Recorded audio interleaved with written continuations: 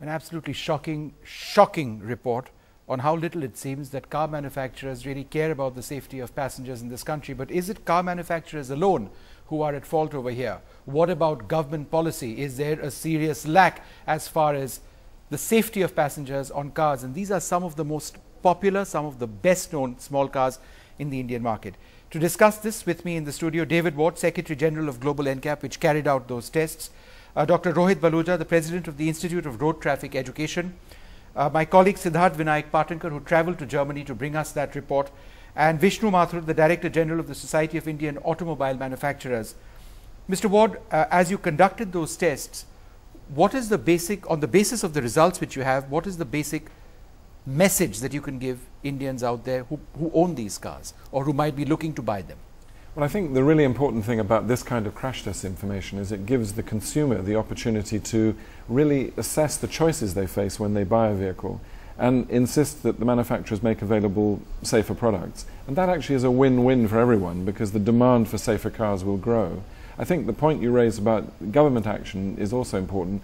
What would be helpful is to apply the minimum UN crash test standards. And that then gives all customers the reassurance that all the cars eventually at least meet that basic minimum. Vishnu Mathur, let me ask you this. Auto manufacturers can easily turn around and say that they are meeting government guidelines. That whatever the government requires car manufacturers to do in India as far as safety standards are concerned, that's being done. But shouldn't car manufacturers have had some sort of conscience as well? That look, the product we are selling may be cheap, but it's fundamentally unsafe. It's more important for people to have airbags which can save lives. Why did that sort of thinking not originate in the industry as well?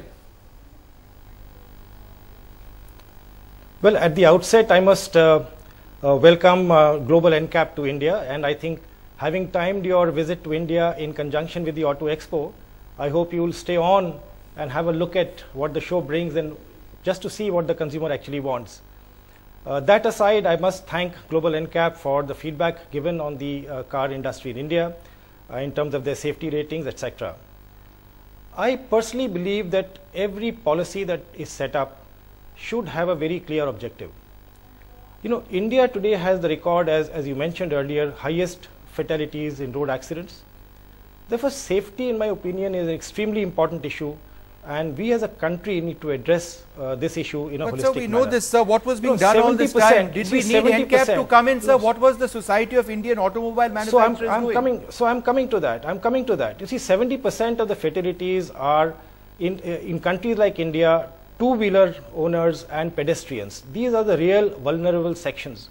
Now, if the objective of our policy is to reduce fatalities on the road, we have to address the two-wheeler the two-wheeler users, and to help them in graduating to a four-wheeler, which will automatically reduce a lot of fatalities on the road. Now, you cannot do that in this country. Four-wheelers without airbags unless are also potential death traps. Okay, that signal is frozen up. We'll try and get him back in just a few moments. Siddharth, you know, your thoughts as you brought out that report. Were you shocked at how poorly some of these cars performed? Especially in the case of, I think, one or two of them more than the others. Because while there is a general assumption that because there isn't a strict policy in place, we know this. We know that it's all about being, you know, a low-cost, high-margin market, and we know that this is where a lot of the OEMs, not just in India, but in other markets as well, it's the same practice where, you know, surely you're not going to try and do something extra if you don't have to. But having said that, yes, you're right, there was a bit of surprise, and you know, I dispute the fact that you should only be looking at saying that let's have a holistic approach to reducing road deaths. Let's try and do at least what we can. I mean, you know, there are certain things which are available to us, tools, solutions which are available, which aren't too expensive, by the way, either. But, you know, there is a perception that safety in India is a luxury commodity when it comes to buying an automobile, which is strange because it gets clubbed together with touchscreen music systems, Bluetooth and leather seats. So because people prefer paraphernalia on their cars, basic safety, and you mentioned each airbag doesn't cost what, $30, $40, right? That's all it costs. Under $50. Under $50. Isn't it sad, and I'm sorry this is a generalization, but there is very often a lack of a sense of life, of the worthiness of life. People don't care. Thousands of people die on the streets of Delhi. Hundreds die perhaps every single day in our big cities. but no one cares. And this has been going on for years and years. Airbags were introduced in the Canadian market between 91 and 1992. In all of these years, it's still not a rule over here. People don't care. That's the basic point. I think it's not that people don't care, people are not informed. People take it for granted. They believe that if an accident happens, it's fate. But when people go to buy a vehicle, they always look at other things. They are actually told so many other things, like alloy wheels or leather covers or video systems, but they're not informed that how unsafe you are within that vehicle. But if people are informed, I'm sure they would take the choice of paying a little more for safety rather than for all the other substances which they are showed around with. Mr. Wadlepi, you know, it's fashionable in India to have bull bars attached to the front of cars because people believe that that provides them with some additional safety.